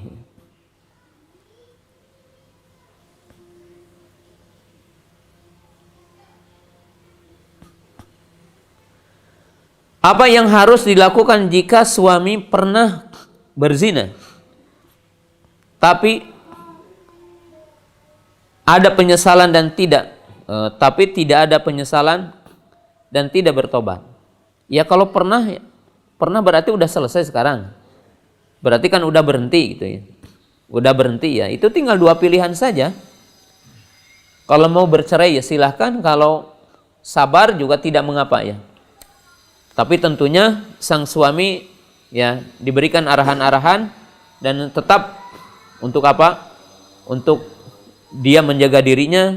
Kemudian seperti yang tadi saya jelaskan bahwa suami juga, istri juga berperan ya agar menjadikan suami itu betah di rumah. Selanjutnya, orang tua saya wanita sudah setuju dengan calon saya. Kita berniat ke jenjang pernikahan. Tapi dari pihak lelaki, ayahnya belum setuju. Ibunya sudah setuju. Bolehkah saya tetap mendoakan untuk kelembutan hati ayah dari calon saya dan tetap menunggu setujunya? Karena calon saya dan saya tidak ingin menikah tanpa restu dari kedua orang tuanya. Ya bagus. Berdoa dan menunggu dulu sampai orang tuanya tentunya karena yang akan menikahkannya setuju. Tapi jika seandainya sang bapak tidak setuju tanpa alasan syar'i, maka boleh anaknya, artinya si anak perempuan itu datang kepada qadhi. Artinya kalau sekarang datang ke KUA untuk menyampaikan bahwa bapak saya tidak mau menikahkan saya, lalu meminta dinikahkan oleh wali hakim. Jadi datang ke hakim. Ya. Tetapi nanti dengan cara yang baik tentunya, ya lakukan negosiasi ataupun yang mediasi ya. Mungkin bawa ustadz dulu ya agar orang tuanya menerima.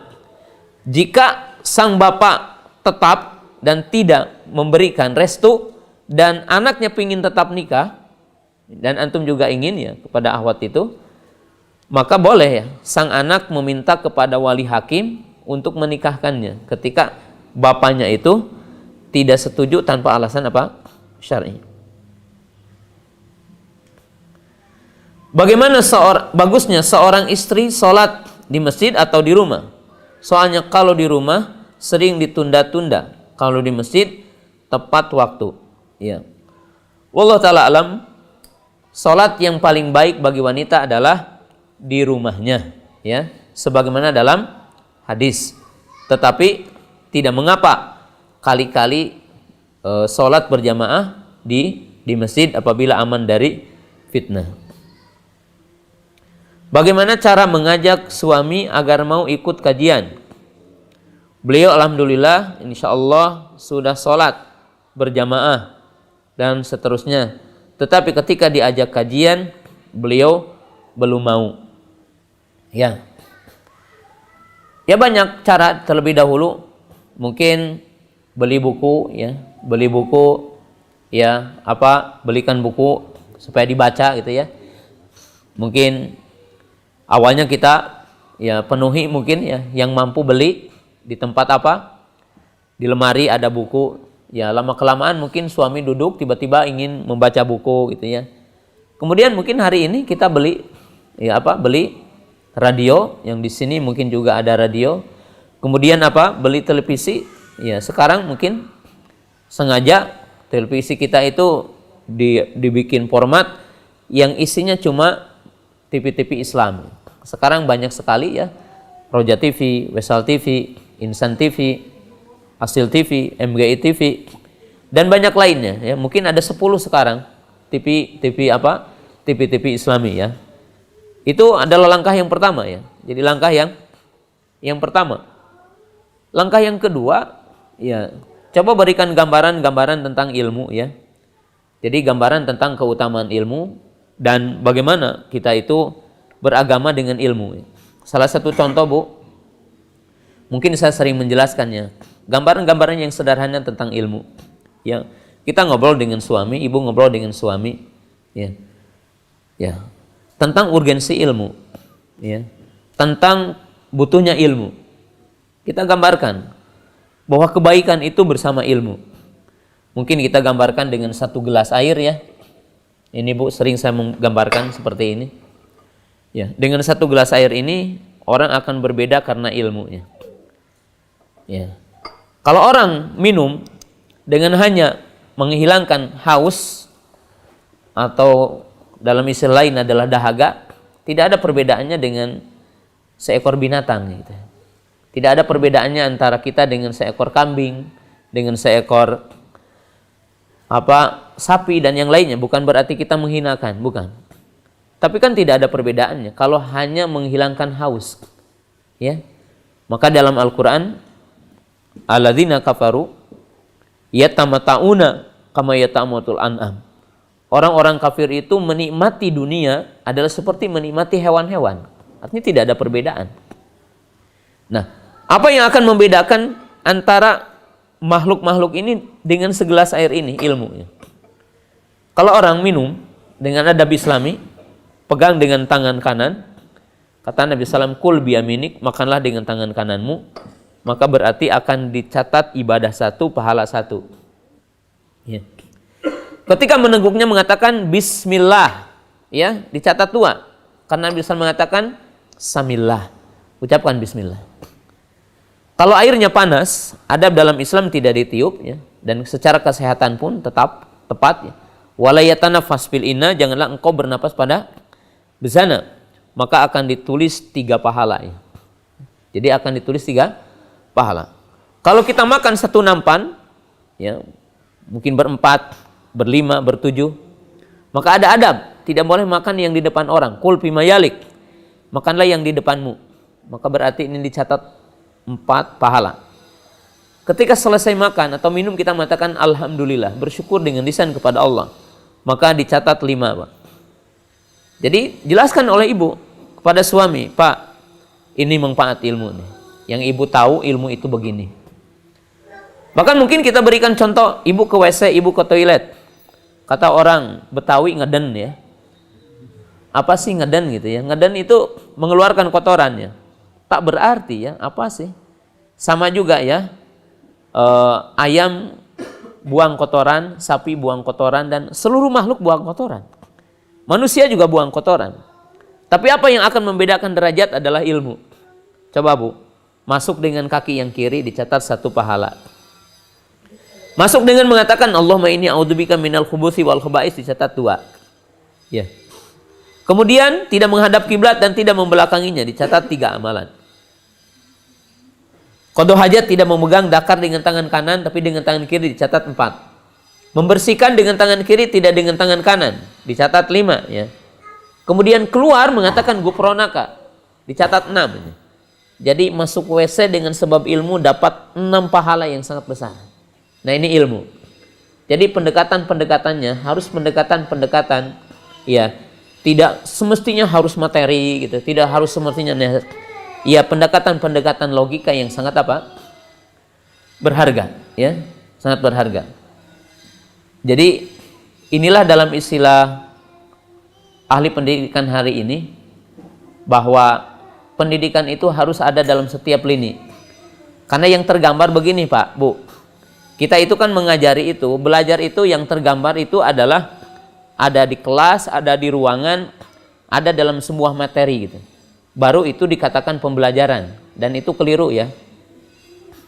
Saya berikan contoh yang kedua tadi. Contoh, para ibu, para bapak bisa nggak mengajarkan riba itu haram, bukan guru fikih. Kalau kita kan di Indonesia yang mengajarkan riba itu haram hanya guru fikih. Tapi dalam dunia pendidikan yang maju, bukan hanya guru fikih yang bisa mengajarkan riba itu haram. Contohnya apa? Ada guru ekonomi, atau mungkin diistilahkan sekarang guru IPS, ya, ngajarkan tentang sistem perbankan. Ya, dia menceritakan Pak Salman punya uang 10 miliar disimpan di bank A, dan bank memberikan apa? Memberikan keuntungan per bulannya adalah 2%. Maka guru yang tidak maju, dia akan berkata, berapa keuntungan Pak Salman per bulannya? Tapi guru yang cerdas, dia berkata, berapa uang haram Pak Salman yang harus dibuang? Gitu kan. Jadi tahu bahwa yang namanya riba itu haram sejak kecil. Dan dia mengajarinya itu bukan guru fikih, bukan guru akidah. Nah, ini kemajuan zaman, ya, dalam metode pendidikan. Jadi dalam metode pendidikan. Demikian juga ibu, ya, ngasih tahu nggak mesti ya dalil letterlock Pak ini dalilnya gitu, nggak mesti gitu. Tidak mesti harus seperti itu dalam setiap saat. Ya. Terakhir saya akan bicara, masih ada. Ya. Yang tadi itu masalah salaman itu, kalau si ibunya temen itu minta salamannya dicium gitu, bagaimana, apakah pejabat tangan apa enggak? Orang tua bukan? Orang tua teman. Oh, minta salaman dicium, nggak apa-apa. Mencium tangan itu tidak mengapa, ya, karena bukan mimbab ta'zim dalam arti ibadah ya, tidak mengapa, ya, ya, lebih afdal tidak merunduk ya, mencium tangan ya, cium tangannya diangkat itu, tidak mengapa ya. Itu ta'zim dan adat Indonesia, adat yang baik saja insya Allah, seperti itu. Nah, para ibu yang dirahmati Allah Subhanahu Wa Taala, saya ingin memberikan satu poin berharga ya. Ini 5 menit atau 10 menit untuk ibu-ibu ya. Ya. Ada nasihat yang sangat berharga ya untuk ummahat ya. Ada 5 hal yang saya ingin sampaikan. Pertama, ini dalam dunia pendidikan itu ya. Sesuatu yang harus dicatat yang pertama bahwa hiya mudarasatul ula. Yang pertama, ibu adalah guru pertama. Maka oleh sebab itu, para ibu yang dirahmati Allah Ta'ala, para ibu harus lebih tahu dunia pendidikan ketimbang suaminya. Karena ibu itu adalah guru pertama. Ya. Jadi ini catatan penting. Dan sejarah membuktikan bahwa orang-orang yang sukses menjadi ulama-ulama besar dan menjadi pemimpin-pemimpin umat, itu sejarahnya banyaknya yatim dan berada dalam tangan seorang ibu yang sukses ya.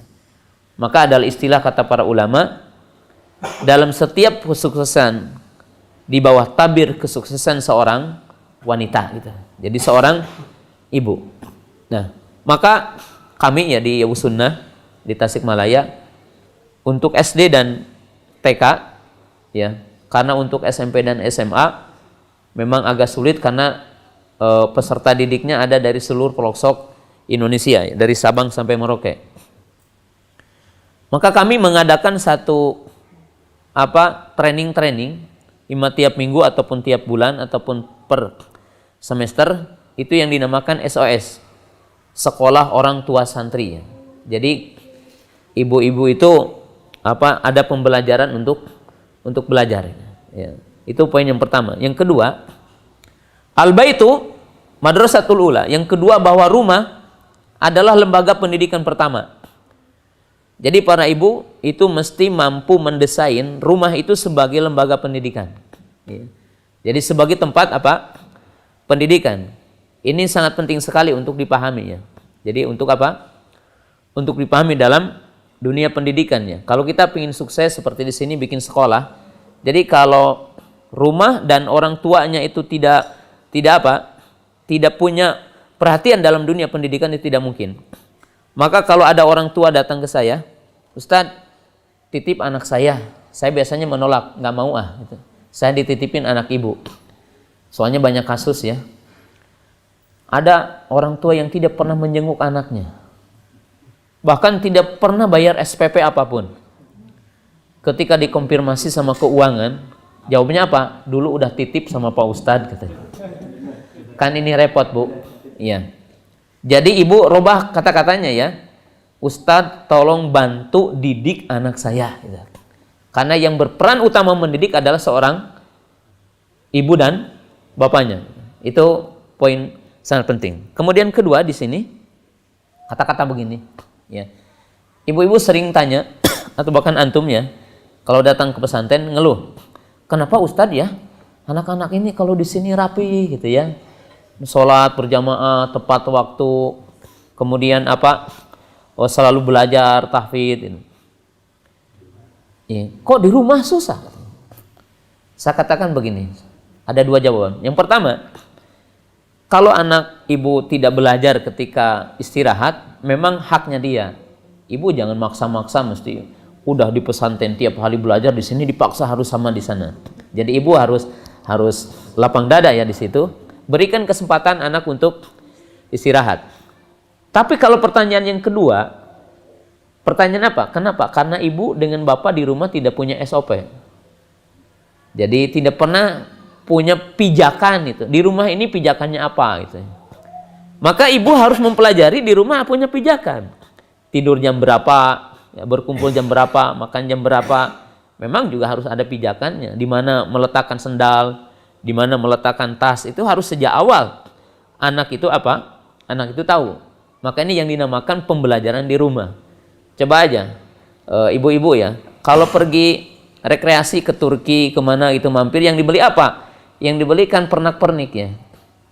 Pernah nggak buku bestseller gitu dibawa ke rumah, kemudian ada maktabah ya? Sangat sedikit di rumah gitu ya. Orang-orang yang punya seperti itu. Maka ini adalah pembelajaran yang kedua ya. Yang ketiga, bahwa saya ingin menyampaikan pendidikan itu tidak punya ruang dan tempat dan tidak punya waktu. Ingat ya. Jadi ini catatan penting. Pendidikan itu tidak punya ruang, tempat, dan waktu. Belajar itu. Maka dalam istilah sekarang itu, satu kata-kata yang perlu dipahami oleh setiap orang belajar adalah waktu untuk belajar. Maka Nabi SAW mengajarkan pendidikan kepada anak itu tidak seperti hari ini. Ada ibu-ibu bilang, Ustadz, kalau saya udah menyekolahkan anak ke pesantren, apa saya udah lepas tanggung jawab? Ini kan udah salah gitu, pertanyaan seperti ini. Ya seperti saya malam tadi katakan, ya, tidak demikian. Ya. Jadi tidak demikian. Saya berikan contoh, saya pernah melakukan studi banding pendidikan ini. Saya pernah ke Jepang, saya ke Malaysia, dan saya pernah ke Saudi. Di Saudi itu di Mekah, Madinah, 2 kota itu kami mempelajari sekolah-sekolah di Saudi sekitar 20 lembaga pendidikan. Jadi kita mendatangi tidak kurang dari 20 lembaga pendidikan. Dan Indonesia ketinggalannya, apalagi dengan Malaysia ya. Ketinggalan sistem yang ada di Indonesia. Nah, satu ketika saya sengaja diajak sama doktor, itu adalah guru di Madinah, Jamiah Islamiyah, guru tarbiyah, artinya guru yang mengajarkan tentang metode pendidikan. Beliau mengajarkan kepada saya, beliau punya anaknya 6 waktu itu, ya. Kemudian anaknya masih kecil, dia tidak bawa istrinya, sengaja bawa anaknya saja. Kemudian saya diajak, saya di depan, ini dosen ini ngajarin saya bagaimana didik anak. Ternyata bapaknya itu mulai dari awal keluar rumah mengajari anaknya baca doa, ya. Bismillahi tawakkaltu la wala quwata illa billah. Anaknya semuanya baca. Masuk apa? Masuk mobil, mengajarkan doa ya, doa safar ya, di mobil. Ya. Kemudian ketika tidak dikasih jajan dalam arti bentuk uang, tapi bapaknya memilih salah seorang di antara yang anaknya yang ini. Dia dikasih amanah. Ya, tanya, suruh ditanya. Saudara-saudaranya mau beli apa? Si fulan beli ini. Dia diberikan tanggung jawab ini. Ayahnya ngasih uang sekian, ini untuk teman-teman kamu, untuk saudara-saudara kamu. Dicatat dia. Sampai diantarkan ke kelas ya. Dan itu satu pembelajaran, demikian mengajari gitu ya. Nah sekarang kita, pernah nggak ketika antum rekreasi membawa anak, dari rumah kita ngasih SOP apa gitu ya, di mobil apa yang harus dibaca, pertanyaan apa dan sebagainya, pernah nggak kita? Kita menganggap sekolah itu hanya apa? Hanya kalau udah di kelas saja gitu kan. Nah ini apa? Hal yang keliru ya. Yang keliru ya. Dalam dunia pendidikan. Kemudian yang keempat yang saya ingin sampaikan, ada istilah kata ahli pendidikan ataupun kata motivator. Janganlah Anda bercerita kesuksesan masa lalu, tapi bimbanglah untuk sukses di masa yang akan depan dan bermimpilah untuk sukses masa depan. Jadi jangan bercerita masa lalu. Kenapa? Saya kemarin di Kolaka itu peletakan batu pertama ya, tentang bikin sekolah. Kemudian di hadapan itu banyak sekali ya pejabat. Lalu saya bilang, kenapa kita tidak sukses? Salah satunya, contoh kata saya, maaf, di hadapan saya ini banyak anggota DPR, itu setiap orang yang akan nyaleg, biasa dia berpose, foto, selfie, menceritakan tokoh orang masa lalu. Saya katakan pantesan tidak connect dengan masa hari ini, karena dia bercerita masa lalu. Ya. Karena orang sukses masa dulu belum tentu sukses masa sekarang. Saya berikan contoh. Ketika ibu-ibu dulu melihat tukang pos gitu ya, itu menganggap bahwa mereka itu seolah-olah malaikat gitu. Kenapa? Karena bisa mengantarkan surat begitu cepat. Ya. Dan orang banyak bercita-cita ingin jadi tukang pos itu. Karena upahnya gini-gini tukang pos itu. Tapi sekarang tukang pos udah tidak dipakai. Kenapa? Pakai email sekarang. Jadi kita harus tahu bahwa kalau kita bikin sekolah, jangan kita bercerita sukses masa lalu. Dan kepada anak juga sama ya. Karena kalau antum itu sukses sekarang, karena di masanya gitu. Kalau anak kita akan hidup di masa yang berbeda, maka kita harus berikan bekal-bekal untuk sukses di masa yang akan yang akan datang. Nah, ini satu hal yang perlu dipahami oleh kita semua. Kemudian yang terakhir, saya ingin juga menyampaikan poin pentingnya. Sering ya, terutama mungkin di kalangan kita udah ngaji, kita itu menganggap anak itu seperti robot atau menganggap anak itu seperti tanah liat ya. Kalau tanah liat itu kan tergantung tukang desainnya, mau dibikin apa, bukit celengan atau apa gitu ya, tergantung orang pinginnya apa ya. Nah, ini kalimat terakhir, tapi ini sangat penting ya.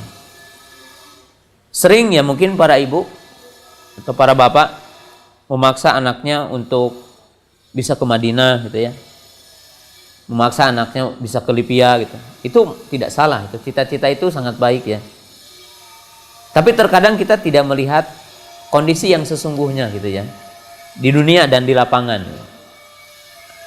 Pertama, ternyata anak kita itu punya keahlian lain gitu ya, yang dia inginkan. Yang kedua, kita tidak melihat kenyataan. Contoh, yang diterima di Madinah itu kan cuma 300 per tahunnya.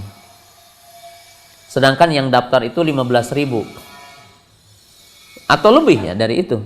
Ke Libya juga 300-200 gitu ya. Jadi kita keliru ya dalam dunia nyata pendidikan, baik yang membuat sekolahnya ataupun orang tua. Nah, jadi dunia pendidikan ini mestinya apa? Mampu mengarahkan kemampuan anak gitu. Bukan mampu mendoktrin anak harus begini gitu. Nah, ini dunia pendidikan yang harus dikemas ya. Dalam dunia pendidikan abad ke-21 sebenarnya. Bukan dari dulu juga seperti itu ya. Cuma seperti itu. Ya. Kemudian saya berikan contoh ya. Maaf ya. Di Mahadiyah Sunnah itu ada beberapa ustadz yang mungkin dikatakan salah alamat itu ya. Ada guru akidah, gurunya itu keluaran dari Unibraw, Brawijaya, itu jurusan hukum itu. Jadi SH, sarjana hukum S1. Ada yang sekarang jadi mudir itu dari Unpad. Apa? Sarjana perikanan.